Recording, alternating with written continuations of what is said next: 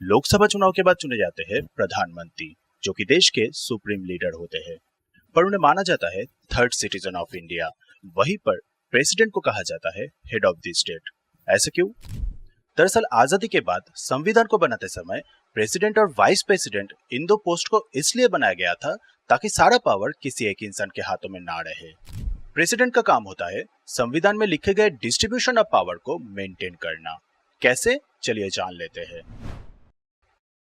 भारत में प्रेसिडेंट को head of the state तो कहा जाता है, पर इस पोस्ट को माना जाता है सेरेमोनियल, क्योंकि ज्यादातर समय वो सिर्फ वही करते हैं जो उनके मिनिस्टर्स उन्हें एडवाइस करते हैं। फिर भी उनके पास कुछ ऐसे पावर्स होते हैं जिनके वजह से ये पोस्ट बन जाता है बहुत ही खास।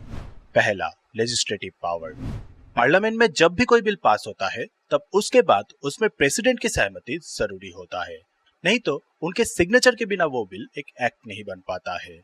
इसके अलावा अगर उन्हें ऐसा लगे कि रूलिंग पार्टी लोकसभा में अपनी मेजोरिटी खो चुकी है तो वो लोकसभा को भंग करके फिर से चुनाव के लिए ऑर्डर दे सकते हैं। दूसरा, एग्जीक्यूटिव पावर। भारत में हर एक सरकारी काम को किया जाता है प्रेसिडेंट के नाम पर, और इन कामों को करने वाले लोगों को अपॉइंट करते हैं प्रेसिडेंट खुद, जैसे कि chief election commissioner, governor of states, यहाँ तक के प्राइम मिनिस्टर को भी। तीसरा, जुडिशियल पावर। प्रेसिडेंट अपॉइंट करते हैं चीफ जस्टिस ऑफ इंडिया।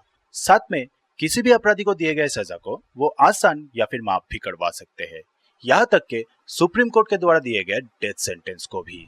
चौथा, मिलिट्री पावर।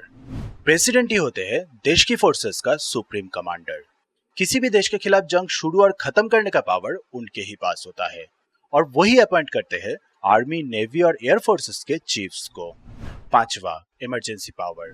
जब प्रेसिडेंट को लगता है देश किसी इंटरनल या एक्सटर्नल थ्रेट को फेस कर रहा है तब वो देश में डिक्लेयर कर सकते हैं इमरजेंसी।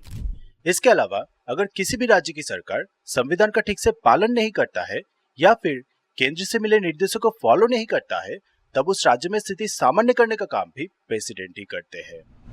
अब वाइस प्रेसिडेंट की बात करें तो वो चेयरमैन होते हैं राज्यसभा के।